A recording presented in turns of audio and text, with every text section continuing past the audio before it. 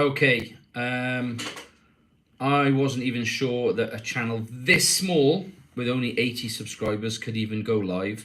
I'm sure that this is going to be a massive hit with all those people watching, but let's just see. I made 2 videos recently, and I thought I would just briefly cover the 2 cameras that I've used in those videos. And just talk about those videos a little bit and why. Maybe ask you guys. I'm sure there's nobody actually watching this right now. What you liked, what you didn't like about them. I will put this live stream up later, so if you get a chance to go and have a look at those other videos, and I'll put links in the description for this live feed. If you get a chance to have a look at them, then go and have a look and just give me some feedback. I'm really keen to get some feedback on my YouTube content. I've been doing YouTube for quite a few years, very amateur, on a number of other sort of like topics. I've got 2 other channels that are fully monetized and actually doing okay for, for a bit of side fun and to generate a bit of pocket money. But I'm really keen to focus on photography in this video, on this channel even. And you can see some of my other videos where I talk about some of my other cameras and stuff, and I'm going to try to do much more of that. But I thought today I would just try to talk a little bit about the 2 videos I've made recently. One where I went for a little bit of a walk around Swindon, yes, the wonderful Swindon, and I had a look at some street art that was a result of, I think it was called Swindon Paint Fest back in the summer. And those sort of like large pieces of artwork and stuff that had popped up mostly around the town centre, which honestly does need something a bit nice to attract people to go and see.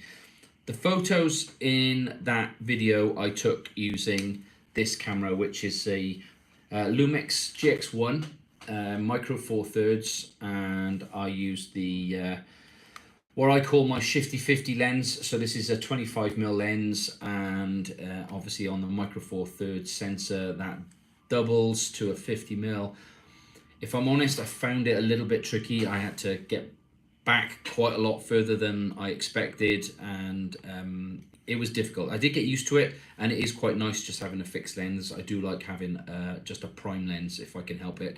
I've made another video talking about my Canon M50 where mostly I've got a 22mm pancake lens stuck to that pretty much all the time. So yeah, that's the camera I used in that. Now this was my first attempt at going out and doing some vlogging and street photography. I've taken photos in streets before, but I'm actually going out and taking photos of people during the day and making a point of doing it. This was the first time I'd actually kind of done that, and I found it a little bit odd. My vlogging leaves a lot to be desired at the moment, but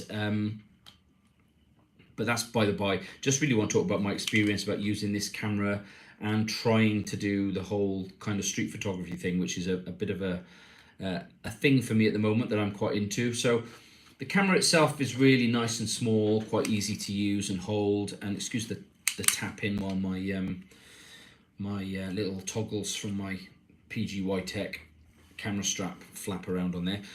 So it's quite easy to use, nice and simple. I'm just kind of learning how to use these micro 4/3 cameras, and this one I've only had for, I'm gonna say, about 6 to 8 weeks now. So this is my first Lumix, so I'm just kind of getting used to the various settings on here. I do like it. This is a nice weighty, nice compact but heavy and sort of like solid camera, if you like.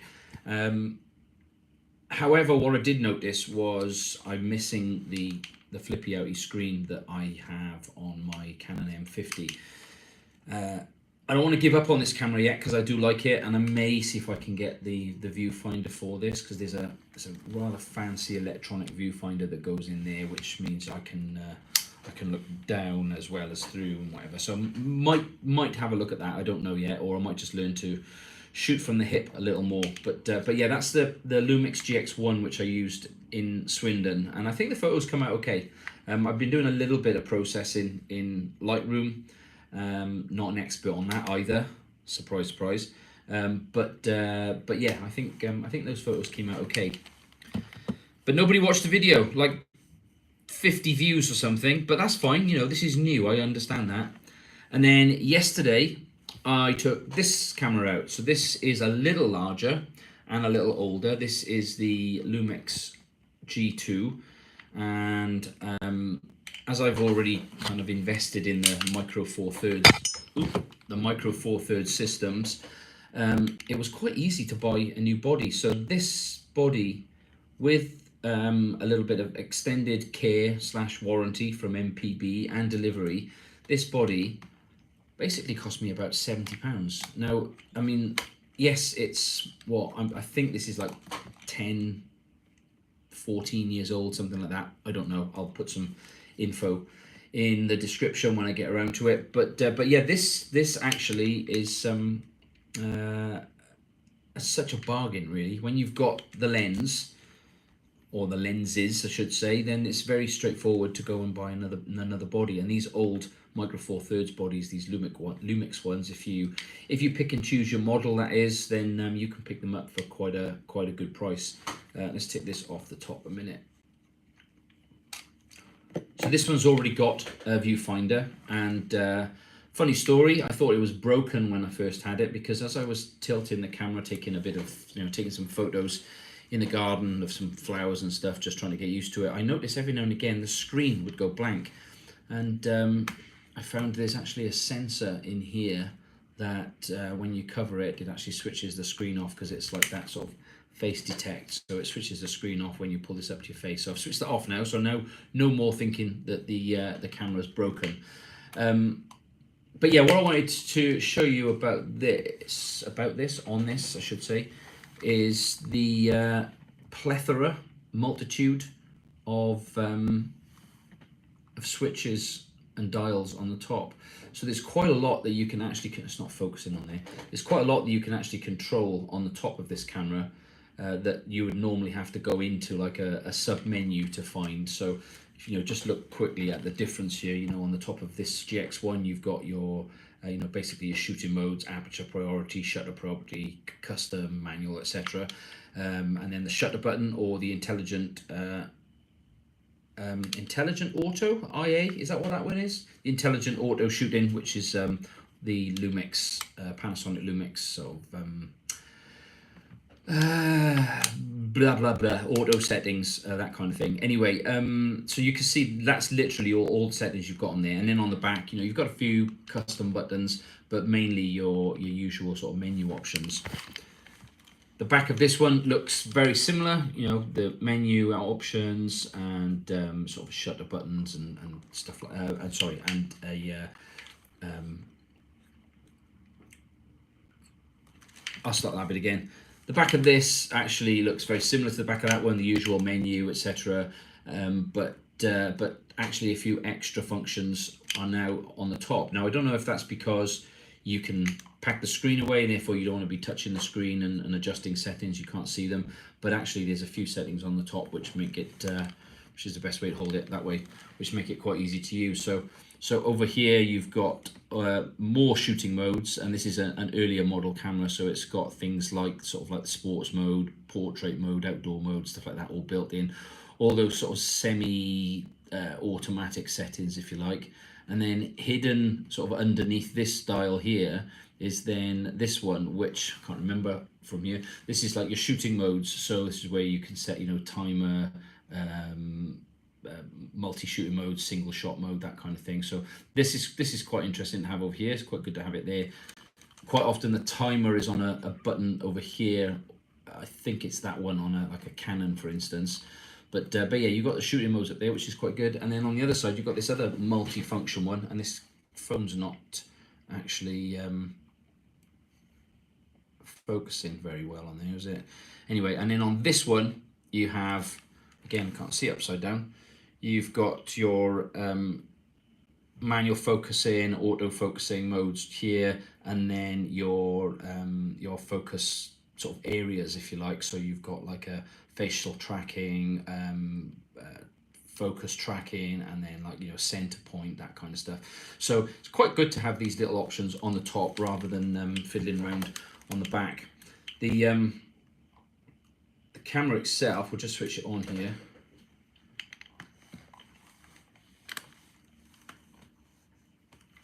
When you want to focus, you can actually drag the screen around to where you want your different focus areas to be, which is quite neat. And can't do that upside down.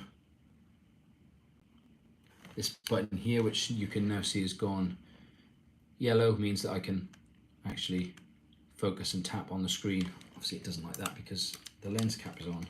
I can now focus on the screen and tap, which is quite good. So yeah, quite a fun set of features on this. Really handy, really useful. And as I said, this cost me, including shipping, about £70 odd in total. Really liking it, although it's quite bizarre because one of the reasons for going this route and some other cameras that I bought of late was I was trying to reduce the size of the camera that I was carrying, but I realized by reducing the size of the camera that I was carrying, I was actually reducing the capabilities and the options that I had with me on the camera. So I've ironically effectively bought like a Lumix version of my Canon M50, which is a little bizarre, but there we go. Quite fun. Anyway, what I did yesterday, which again nobody's seen yet, is I had this little attachment here on the hot shoe mount on top, which meant that I could actually mount my Insta360 Go 3 onto the top, like so. This is a third-party adapter I've got here, so it doesn't snap in place quite as well as the official Insta360 one. I think it's due to the foam on here is actually a little bit thicker than the others. So now what I was able to do was to go take some POV footage and snap from the same sort of point of view. So I did notice that I think this footage was a little grainy, a little low, so I need to have a look. I don't use this quite enough, if I'm honest, and I think perhaps some of the settings on here need reviewing, because I believe I probably should be trying to have recorded that in 4K or a higher bit rate or something. I don't know, because it just looked a little bit grainy and dark, but there we go.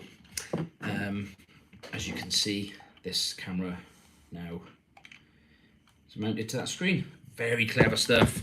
I'm going to do more of these videos on this kind of tech, and I'm going to try and use it a bit more.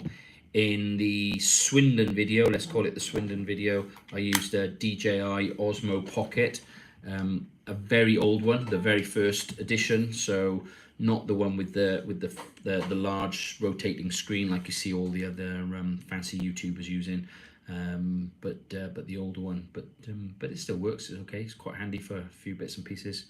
Anyway, I've been waffling on for 13 odd minutes now. I think what I'll do is I'm going to just sign off. I'm going to put links below. Nobody's watched this, by the way, live, which I'm not surprised about. First of all, because it's lunchtime and it's the UK. Nobody's watching my little channel at this time of the day in the UK. So, yeah, there we go. I might try and do some more live streams. Who knows? I think it's good for... Food vans turned up. Yeah, I might try and do some more live streams. I think it's quite good for the channel, and if we can get some Q&A going, then I'm quite happy to answer some questions. I'm no expert, so come and learn with me, and I'll see you in another video.